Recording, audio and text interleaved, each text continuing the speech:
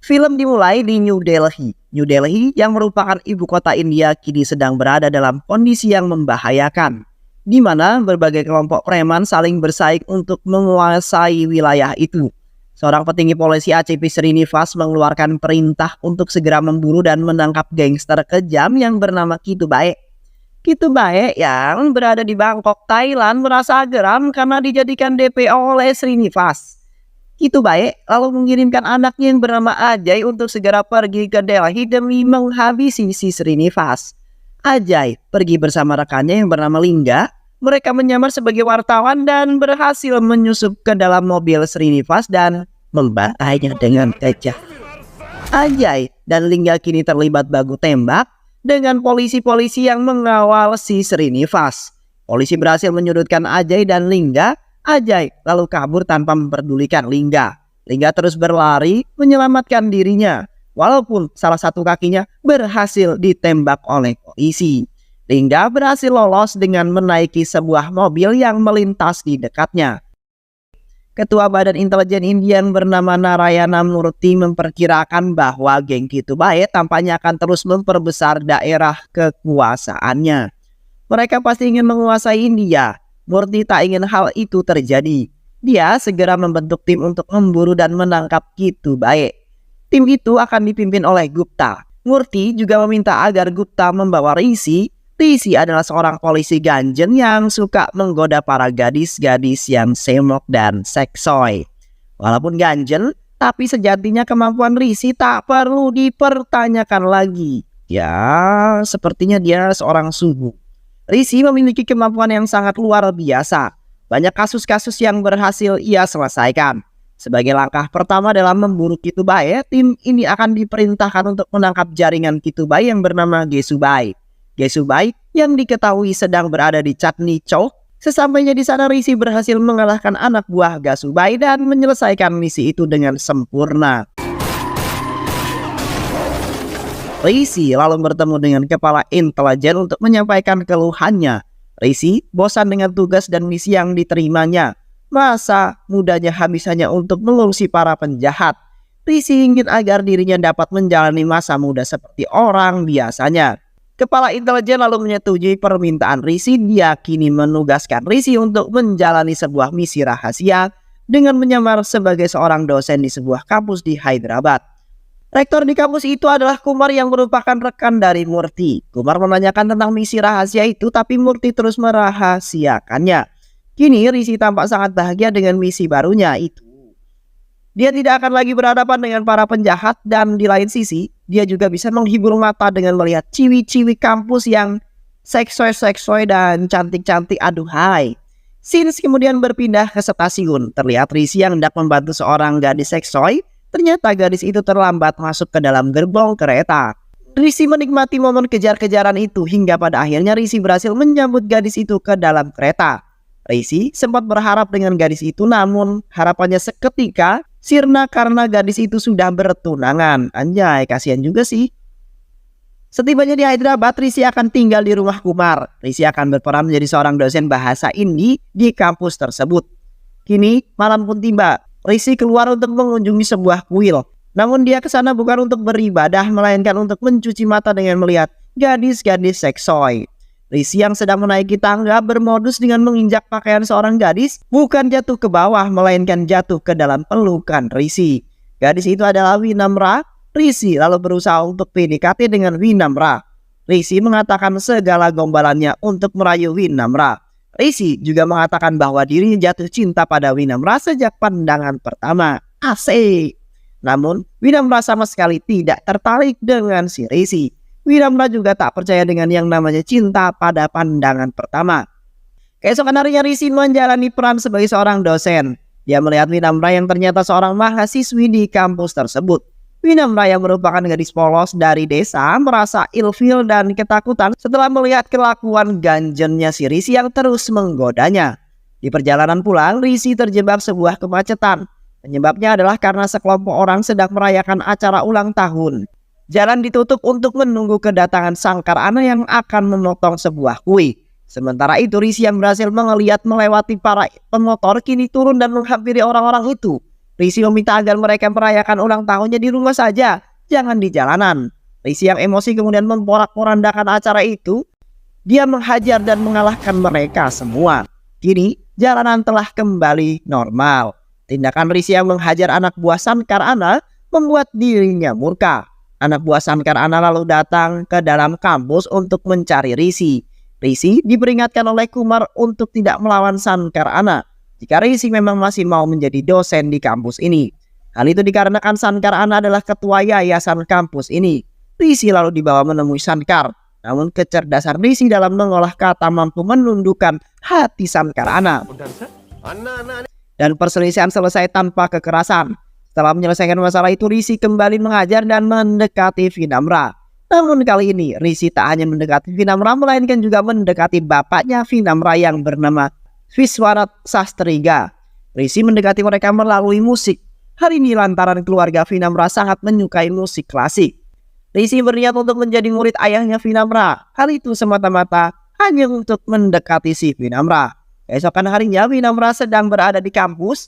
Dia digoda dan diganggu kakak tingkat kampusnya. Namun Risi datang di saat yang tepat. Kemampuan bertarung Risi sebagai seorang polisi berhasil mengalahkan mereka semua. Bukannya kapok karena telah dihajar Risi, mereka justru kembali datang mengganggu Vinamra. Namun kali ini dia tidak sendirian. Dia datang membawa ayahnya bersama para preman teman Vinamra yang ada di sana. Lalu menghubungi Risi untuk meminta tolong. Risi datang sebagai seorang superhero. Dia menghajar semua preman yang ada di sana. Di tengah perkelahian itu, ayah kakak tingkat itu sempat mengancam Risi bahwa mereka adalah anak buah Sankar Ana. Namun Risi menghiraukannya. Risi kembali menghajar semua preman yang tersisa. Kini Vinamra berhasil diselamatkan Risi. Benih cinta mulai tumbuh di hati Vinamra. Tak lama kemudian Risi dan Vinamra kini resmi berpacaran. Risi ingin merasakan bagaimana sensasi pacaran karena selama ini dia tidak pernah sama sekali berurusan dengan seorang wanita. Di lain sisi, Sankar Ana sedang menyambut kedatangan anaknya, Lingga. Lingga adalah seorang yang membunuh ACP Srinivas bersama Ajay. Lingga menyampaikan kekesalannya karena Ajay telah meninggalkannya saat kakinya ditembak polisi. Selama 1 bulan, Lingga menyembunyikan dirinya dari pantauan Kitubai. Lingga bahkan tak ingin lagi berurusan dengan Kitubai. Namun Sankar Ana menolaknya. Dia ingin agar Lingga tetap bekerja dengan Kitubai. Sankar Ana mengetahui bahwa jika ada yang berani menentang Kitubai, maka kematian adalah hukumannya. Di lain sisi, Risi sedang menikmati bagaimana rasanya sebuah pacaran. Anjay gak sih? Mereka pergi kencan untuk menghabiskan waktu. Tiba-tiba sebuah mobil melintas dengan kencang dan menabrak seorang bocil. Risi yang melihat hal tersebut kemudian berlari menyelamatkan si bocil. Mobil itu terus melaju bahkan semakin kencang menabrak barang-barang yang ada di depannya. Risi emosi dan mengejar mobil itu. Risi berhasil menghentikannya dan ternyata pengemudi mobil itu adalah seorang gadis bernama Faisali. Faisali turun dari mobil dan mengatakan bahwa dirinya tak bersalah. Dia mengemudi dengan kencang hanya untuk mencari hiburan. Risi yang mendengar penjelasan itu kemudian murka. Risi mengambil sebuah tongkat. Dia memukul dan merusak mobil Faisali. Risi lalu pergi dari sana setelah mendapat panggilan dari Murti. Murti lalu menjelaskan bahwa misi rahasia Risi di Hyderabad telah ditetapkan. Murti menunjukkan sebuah foto, ternyata itu adalah foto Faisali, seorang gadis yang mobilnya baru saja dirusak oleh Risi.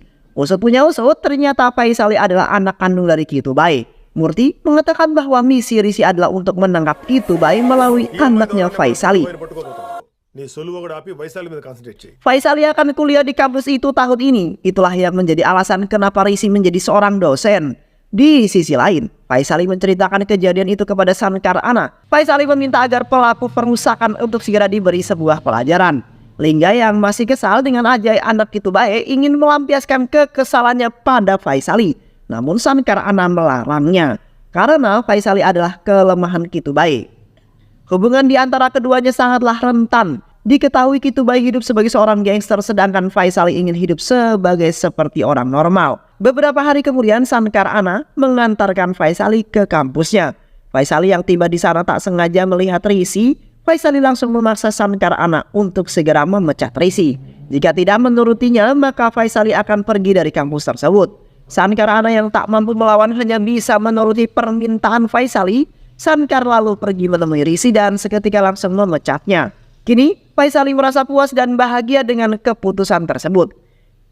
Rishi lalu bertemu dengan mahasiswanya untuk berpamitan sambil menyampaikan sebuah propaganda. Rishi mengatakan bahwa dirinya dipecat hanya karena menghentikan seorang gadis yang mengendarai mobil secara ugal-ugalan. Para mahasiswa yang mendengar hal itu kemudian marah dan tak terima. Mereka berbondong-bondong pergi ke rumah Sankarana untuk berdemo. Para mahasiswa itu mengancam akan mogok kuliah jika dosen Rishi dipecat. Kini semua kendali ada di tangan Rishi. Faisali tak mampu berbuat apa-apa. Dia menerima tuntutan mahasiswa asalkan Rishi mau minta maaf pada dirinya. Tanpa banyak basa-basi lagi, Rishi lalu meminta maaf kepada Faisali dan masalah pun selesai. Keesokan harinya Rishi kembali melakukan tugasnya sebagai seorang dosen. Rishi meminta agar mahasiswanya terus membenci Faisali. Rishi memanfaatkan momen itu untuk melindungi Faisali. Hal itu dilakukan agar hati Faisali mau menerima Rishi. Di sisi lain, Gupta yang merupakan kapten dari tim ini mulai melancarkan aksinya. Dia sengaja mendekati dan menggoda Faisali. Saat Gupta sedang menyatakan perasaannya, Rishi tiba-tiba muncul dan mengaku sebagai pacar Faisali. Bahkan, Rishi sengaja mencium Faisali berkali-kali untuk meyakinkan Gupta bahwa dia memang pacarnya Faisali. Faisali yang tak mampu berbuat banyak, dia hanya bisa diam menari dalam rencana Rishi. Singkat cerita, Rishi pulang mengantarkan Faisali. Faisali nampak begitu bahagia bisa menghabiskan waktu bersama dengan Rishi. Sesampainya di sana, Faisali mendapati Sankar dan Lingga yang sedang bertengkar hebat. Pertengkaran itu sampai membuat Lingga ingin menghabisi ayahnya sendiri. Namun Rishi datang sebagai penengah. Rishi ingin agar mereka mengatakan apa yang sebenarnya terjadi. Ternyata keributan ini diawali karena Lingga meminta kepada ayahnya untuk tak lagi tunduk pada Kitubai. Namun Sankar menolaknya karena takut akan ancaman dari Kitubai. Lingga meyakinkan ayahnya bahwa dirinya pasti bisa mengalahkan Kitubai. Aku yang telah membunuh ACP Srinivas. Saat ini masih baik-baik saja, ujar Lingga. Rishi sempat terpancing mendengar kabar kematian Srinivas. Namun, dia berusaha untuk tetap tenang. Rishi yang melihat perbedaan antara Lingga dan Sankarana kemudian memiliki sebuah ide untuk menghancurkan hubungan Sankarana dan Kitubai. Rishi membuat sebuah jebakan agar Lingga bertemu dengan Silambai, anak buah Kitubai. Di sisi lain, kini hubungan Rishi dengan Faisali sudah sangat dekat.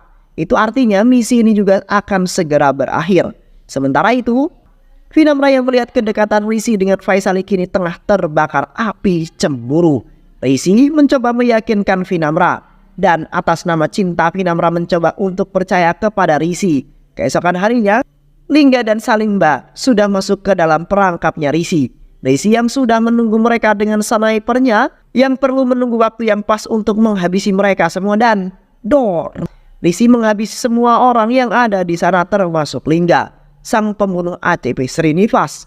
Rishi menghabisi Lingga dengan sangat brutal. Setelah peristiwa itu, Rishi tetap menjalankan rutinitasnya mengajar sebagai seorang dosen, seolah-olah tidak mengalami hal apapun. Kini, Rishi dan Faisali menjadi semakin nempel. Faisali memaksa Rishi untuk pulang bersamanya. Sedangkan Vanimra yang melihat hal itu mulai semakin kesal dengan kelakuan pacarnya. Hatinya kini mulai terbakar api cemburu. Di lain sisi, rencana Rishi mulai membuahkan hasil. Sankarana yang tak terima akan kematian anaknya kini mulai terbakar api dendam. Dia menduga bahwa kematian Lingga disebabkan oleh Kitubai. Oleh karena itu, untuk membalaskan dendamnya, Sankar akan menghabisi Faisali. Faisali membawa Rishi ke suatu tempat. Ternyata tempat itu dihias oleh Faisali karena hari ini adalah hari ulang tahunnya. Momen indah hari itu justru dirusak oleh tembakan peluru yang dilepaskan oleh Sankarana. Rishi berhasil melindungi Faisali. Faisali hanya mendapatkan luka kecil di lehernya dan setelah itu langsung dibawa ke rumah sakit. Kitubai yang mendapatkan kabar itu kemudian marah. Dia menduga pasti Sankar adalah pelakunya. Kitubai lalu mengirimkan Ajay untuk segera menghabisi Sankar dan membawa Faisali kembali ke Bangkok. Ajay lalu datang menemui adiknya itu. Baru kemudian dia pergi ke markas Sankar untuk menghabisinya. Ajay menghabisi semua anak buah Sankar dan kini berjalan untuk menghabisi Sankar. Namun secara kebetulan Sankar sedang tidak ada di rumah. Di kampus Rishi, kedekatan Rishi dengan Faisali kini tengah menjadi hot news. Mereka terus menyandingkan nama Rishi dengan Faisali. Vinamra yang tak terima fakta itu kemudian menjadi semakin marah dengan Rishi. Ternyata hubungan panas itu tak hanya dirasakan Vinamra seorang.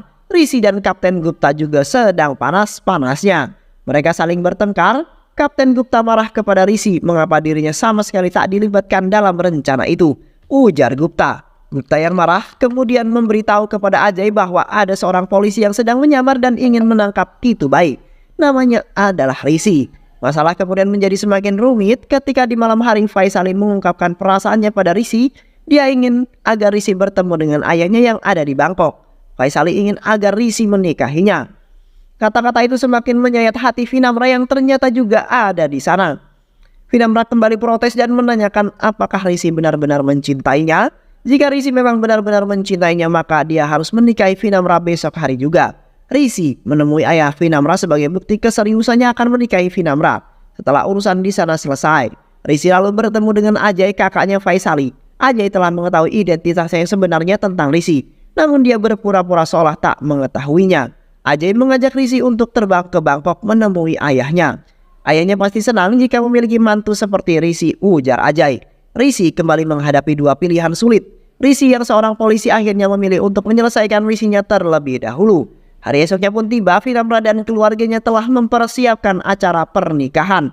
Beberapa menit menjelang akad nikah, Vinamra terus-menerus menghubungi Rizky, namun tidak ada jawaban. Dia terus menghubungi sambil berharap cemas tentang kehadiran Rizky. Kini jam akad nikah telah berlalu. Rizky membuat hidup Vinamra hancur. Dia mempermalukan Vinamra tepat di semua orang. Di lain sisi, Kitubai telah menunggu kehadiran Rizky.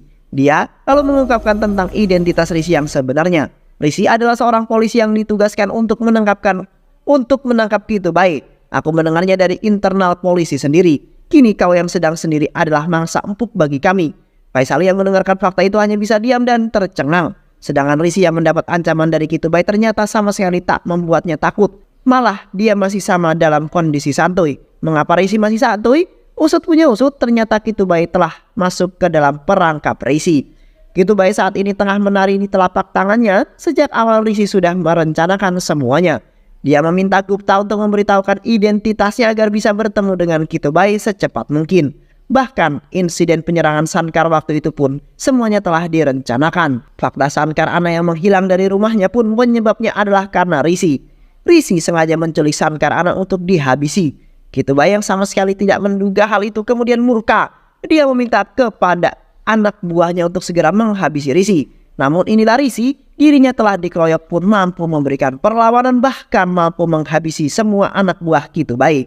Kini musuh yang tersisa hanyalah Ajay dan Kitubai. Rizky bertarung dengan Ajay dan berhasil menghabisinya. Kitubai yang tak mampu mengalahkan Rizky kini berniat kabur dan menjadikan anaknya Faisali sebagai tameng alias Sandra. Rizky mengambil pistol dan menembak kaki Kitubai. Interpol dan tim Gupta CS datang di waktu yang tepat untuk meringkus Kitubai. Kitubai yang merupakan pemimpin gangster ternama kini berhasil ditangkap hidup-hidup untuk dibawa ke India dan mission complete. Rizky lalu meminta maaf kepada Faisali karena telah memanfaatkan dirinya. Rizky juga meminta bantuan Faisali untuk menjelaskan semua yang terjadi kepada Vinamra. Begitu pula dengan Kepala BIN Narayana Murthy yang turut hadir untuk membantu. Murthy menjelaskan bahwa Rizky tidaklah bersalah. Dia juga tidak memiliki maksud untuk membohongi Vinamra. Rizky yang terus-menerus menyakiti perasaan Vinamra, hal itu karena dirinya mengutamakan misi demi menjaga kedamaian bangsa. Vinamra yang telah mengetahui itu semuanya kini memaafkan Rizky. Dirinya juga menerima akan kembali kehadiran Rizky di hatinya dan film pun selesai. Bertekad bulat dan berprasangka baik itu adalah salah satu cara untuk kita mendapatkan sesuatu. Karena dengan bertekad, sesuatu apapun yang akan kita impikan pasti akan menjadi milik kita. Dan pastinya akan menjadi sesuatu yang luar biasa. Terima kasih sudah menyimak video-video LK21 Revive. Semoga sahabat semua terhibur dan sampai bertemu lagi di video-video berikutnya. Wassalamualaikum warahmatullahi wabarakatuh.